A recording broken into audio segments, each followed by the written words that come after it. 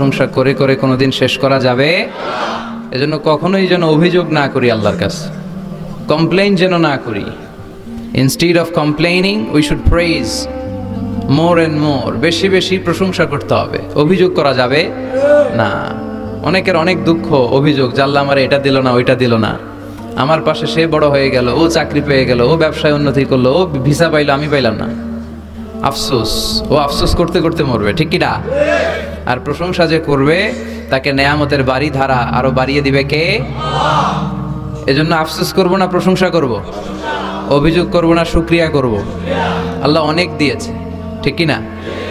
আপনারা শেখ সাদি রাহিমাহুল্লাহর নাম শুনে থাকবেন। বালাগাল উলা বিকামালিহি কাশাফাদ দুজা বিজামালিহি, এই কবিতা লিখে উনি বিখ্যাত হয়েছিলেন। উনি পার্সিয়ান পয়েট, ইরানি একজন কবি। তো ওনার একবার আর্থিক সমস্যা যাচ্ছিল, দৈন্যতা যাচ্ছিল, টাকা পয়সা ছিল না, ফলে ওনার পায়ে দেওয়ার মতো জুতা ছিল না। তো খুব আফসোস করতেছে, হায় রে, আমি এত বড় কবি, আমার পায়ে দেওয়ার মতো জুতা নাই।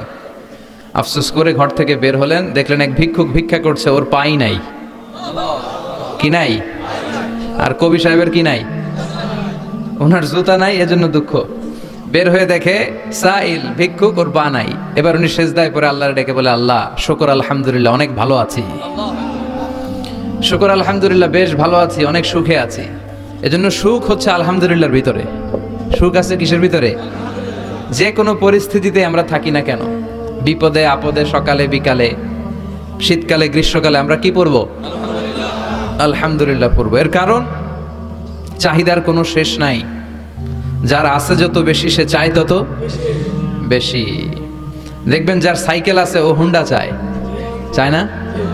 আরো নিচ থেকে যদি বলি, যার পা নাই ও চায়, আল্লাহ আমার যদি দুইটা পা থাকতো। কথা বলেন, পা নাই এরকম লোক আছে না এলাকায়? সে হেঁটে যাওয়া লোকদের দিকে তাকিয়ে থাকে, আর তার স্বপ্ন থাকে ওইটাই, আমার যদি পা থাকতো। হেঁটে হেঁটে হেঁটে যারা বাজারে যায়, স্কুলে যায়, কলেজে যায়, ওদের আফসোস যারা সাইকেল চালায় ওদেরকে দেখে, তাই না? সাইকেল থাকলে খুব ভালো হইতো, সাইকেল চড়ে চড়ে বাজারে যেতে পারতাম। সাইকেলওয়ালারও আফসোস আছে, সে আফসোস করে হুন্ডাওয়ালাদের দেখে, মনে মনে ভাবে যদি ভো ভো থাকতো, হ্যাঁ, একেবারে যেতে পারতাম।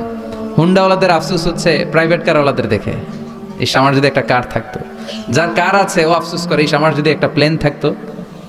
যার প্লেন আছে ও বলে, ইস আমার যদি একটা কপ্টার থাকতো, if I had a copter, আমার যদি একটা হেলিকপ্টার থাকতো, উড়াল মারতাম। কথা বলেন। তাহলে এই চাহিদার, ডিমান্ডের, হিউম্যান ডিমান্ডসের কোনো শেষ আছে? যে এলাকার ছোট্ট মেম্বার, ওই মেম্বার ভাই চায় কি করে চেয়ারম্যান হওয়া যায়। কথা বলেন। যিনি চেয়ারম্যান হয়ে গেলেন, উনি এবার ভাবে কি করে MP, member of the parliament হওয়া যায়, তাই না? আচ্ছা, এমপি যিনি হয়ে গেলেন, উনি আরেকটু উপরে যেতে চায়, ভাবে যদি একটু যদি যাইতে পারি, একটা মন্ত্রণালয় যদি পাইতাম, হ্যাঁ, মিনিস্ট্রি যদি একটা পেতাম, কতই না ভালো হতো। তো মন্ত্রী যিনি হইল, উনি, ওনার অনেক শখ, ইস আর একটা জায়গা বাকি, হ্যাঁ, কি নাম এটার? PM, prime minister. কিন্তু এই দেশে অসম্ভব। কথা বলেন। এই দেশে প্রাইম মিনিস্টার হওয়া যাবে? এক দুজন এদের মধ্যে ধাক্কাধাক্কি, এবং ওনাদেরকেই মেনে নিতে হবে। আপনি বাঁচেন আর মরেন, ওনারাই প্রাইম মিনিস্টার। কথা বলেন। তাহলে এই কথাগুলো বলার উদ্দেশ্য হচ্ছে, হিউম্যান ডিমান্ডসের কোনো শেষ নাই, আনলিমিটেড হিউম্যান ডিমান্ডস। এজন্য বিশ্বনবী বললেন, লাউ আন্না লিকুল্লি ইবনি আদামা ওয়াদিয়ান মিন যাহাব আহাব্বা আইয়াকুনা লাহু ওয়াদিয়ান ওয়া লা ইয়ামলা আফাহু ইল্লা তুরাব। আল্লাহ বলেন, এই বনি আদমের প্রত্যেককে যদি একটা করে স্বর্ণের পাহাড়ের মালিক বানিয়ে দেয়া হয়। কিসের পাহাড় দেখছেন জীবনে? আচ্ছা, স্বর্ণের পাহাড়ের যদি মালিক বানিয়ে দেয়া হয়, আহাব্বা আইয়াকুনা লাহু ওয়াদিয়ান, একটা করে স্বর্ণের পাহাড়ের মালিক বানিয়ে দিলেও সে চাইবে কিভাবে আরো একটা স্বর্ণের পাহাড়ের মালিক হওয়া যায়। আচ্ছা, একটু বুঝে শুনে উত্তর করবেন। একটা স্বর্ণের পাহাড়ের মালিক যদি আমি হই, শুধু আমি কেন, আমার 14 পুরুষ এটারে বিক্রি করে খেলেও কি শেষ করতে পারবো? তো আমার আরেকটা লাগবে কেন? আরেকটা দিয়ে আমি কি করব? স্বভাব। বিশ্বনবী বললেন, সবশেষে হাদিসের শেষাংশে বললেন, ওয়ালা ইয়ামলা আফাহু ইল্লা তুরাব, কবরের মাটি ছাড়া কোনো কিছুই মানুষের এই জিহ্বাটারে থামাতে পারবে না। চিৎকার করে বলেন ঠিক কি না? এজন্য যার আছে বেশি, ও চায় বেশি, এই ডিমান্ডটারে একটু কমাতে হবে, আল্লাহর কাছে শুকরিয়া করতে হবে, অর্থের প্রয়োজন আছে, কিন্তু এটার হৃদয়ে স্থান দেয়া যাবে না। এটা হাতে আসবে আবার চলে যাবে, ঠিক কিনা? হৃদয়ে স্থান থাকবে কার? যাদের হৃদয়ে আছে আল্লাহর ভয়, তারা কভু পথ ভুলে যায় না। আল্লাহর প্রেম ছাড়া এই দুনিয়ায় কারো কাছে কোনো কিছু চায় না, ঠিক কিনা? মুমিনের হৃদয়ে দরদ ভালোবাসা থাকবে একজনের জন্য। চিল্লায় বলেন তো তিনি কে? এজন্য আমরা যেন শুকরিয়া করি, আমরা যেন অভিযোগ না করি। দেখেন, আমরা যদি জিজ্ঞেস করি ভাই আপনি কি চান, কি লাগবে আপনার, কার কি লাগবে, একজন বলবে আমি এটা চাই, আমার এটা নাই, আমি ওইটা চাই, ওইটা চাই, কত কিছু লাগবে আমাদের। কিন্তু ঠিক এই মুহূর্তে যে লোকটা হসপিটালের বেডে শুয়ে আছে, ক্যান্সারে আক্রান্ত, ক্যান্সার যার নেই কোনো অ্যান্সার, ওরে যদি জিজ্ঞেস করেন ও বলবে আমার কিচ্ছু লাগবে না, আমি শুধু বাঁচতে চাই। ও কি চায়? আর আমরা অনেক কিছু চাই। এজন্য আমরা শুকরিয়া করব বেশি বেশি। শুকরিয়া করলে বাড়িয়ে দেয় কে? বিশ্বনবী দোয়া করতেন, আল্লাহুম্মা জাআলনি সাবুরা ওয়া জাআলনি শাকুরা ওয়া জাআলনি ফি আইনি সাগীরা ওয়া ফি আয়ুনিন নাসি কাবীরা। আল্লাহ আপনি আমারে ধৈর্যশীল বানান, আপনি আমারে শুকরগুজার বান্দা বানান। আল্লাহ আমার চোখে আপনি আমারে ছোট বানান, গোটা বিশ্বের মানুষের চোখে আপনি আমারে বড় বানান। সবাই পড়ি আমিন। এজন্য সবসময় প্রশংসা করব কার? কম কম না বেশি বেশি? সবসময় শুকরিয়া করতে রাজি আছি তো? আল্লাহ সব সময় যেন আমরা তোমার শুকরিয়া করতে পারি, তুমি তৌফিক দাও। আরো জোরে পড়বো সবাই আমিন। আড়াইবাড়ি দরবার শরীফের পীরে কামেল আল্লামা মোহাম্মদ গোলাম হাক্কানি রাহিমাহুল্লাহ, আল্লাহ ওনার কবরটাকে তুমি নূর দিয়ে পরিপূর্ণ করো। আল্লামা মোহাম্মদ গোলাম হাক্কানি রাহিমাহুল্লাহ কমপ্লেক্সের শুভ উদ্বোধন ও তাফসিরুল কোরআনের প্রোগ্রাম। স্থান হচ্ছে মেটংঘর ভুইয়াবাড়ি প্রাঙ্গণ, থানা হচ্ছে বাঙ্গোরা বাজার, উপজেলা মুরাদনগর, জেলা কুমিল্লা। আপনারা শুনেছেন যে আমার দাদার বাড়ি এখানে মুরাদনগরে পরমতলাতে। আলহামদুলিল্লাহ, জীবনে এসেছিলাম কয়েকবার, খুব বেশি আসা হয় না। আমার জন্ম হয়েছে আবার ঢাকায়, ঢাকার ডেমরা থানায়। আমার জন্মের অনেক আগ থেকে আব্বা আম্মা ওইখানে থাকে, ফলে আমি হয়ে গেছি ঢাকাইয়া। ঢাকাইয়াও হয়েছি, আবার কুমিল্লারও রয়ে গেছি, মানে কুমিল্লাতে আবার বিয়ে করছি। এই যে আমার নানা শ্বশুর, বিশ্বাবজুর হচ্ছেন আমার নানা শ্বশুর। তো এই জন্য অনেকেই আমার পরিচয় নিয়ে খুব কনফিউশনে পড়ে, আসলে আমি কি কুমিল্লার না ঢাকার। আমি বলি দুইটারই, কুমিল্লাও আমার বাড়ি, ঢাকাও আমার বাড়ি। ঢাকা আমার জন্মস্থান আর কুমিল্লা আমার দাদার বাড়ি। আজকের এই প্রোগ্রামের সভাপতি হচ্ছেন আল্লামা মোহাম্মদ গোলাম সরওয়ার সাইদি, পীর সাহেব, আড়াইবাড়ি দরবার শরীফ ও অধ্যক্ষ আড়াইবাড়ি ইসলামিয়া সাইদিয়া কামিল মাদ্রাসা। আমার মাথার তাজ, মুহতারামি ওয়া মুকাররামি, আমার প্রিয় নানা ভাই। চমৎকার কথা বলছিলেন, খুব গুছিয়ে কথা বলেন, অল্প কথা বলেন, বেশি বলেন না, কিন্তু যেখানে বলা দরকার ওইটাই বলেন, যা বলা দরকার তাই বলেন, ঠিক কিনা? পীর হতে হলে এমন পীর হওয়া দরকার। অনেক পীরের নাম আমরা জানি, কাউকে ছোট করে কটাক্ষ করে বলছি না। আপনি আমার নানা ভাইয়ের কথা শুনলে দেখবেন যে গতানুগতিক যে পিরালি, এই পিরালি উনি করে না। কোরআন সুন্নাহকে আধুনিকভাবে মানুষের কাছে পৌঁছে দিতে চায়, জোর করে কাউরে মুরিদ বানাতে চায় না। ওনার কাছে মুরিদ হতে আসলেও উনি বানাইতে চায় না, আগে অন টেস্ট করে, পরীক্ষায় রাখে যে আপনি এই বাজে অভ্যাসগুলো ছাড়তে পারবেন কিনা, এগুলো করতে পারবেন কিনা। এবং নানা ভাই মনে করে ওনার হাতে হাত রেখে কেউ বায়াত হওয়া মানে ওনার রেসপন্সিবিলিটি অনেক বেড়ে গেল। উনি এই রেসপন্সিবিলিটি থেকে মুক্তি চায়, উনি বানাতে চায় না। তো এইরকম পীর থাকার দরকার আছে না নাই, যিনি আল্লাহর ভয়ে সব সময় তটস্থ থাকে।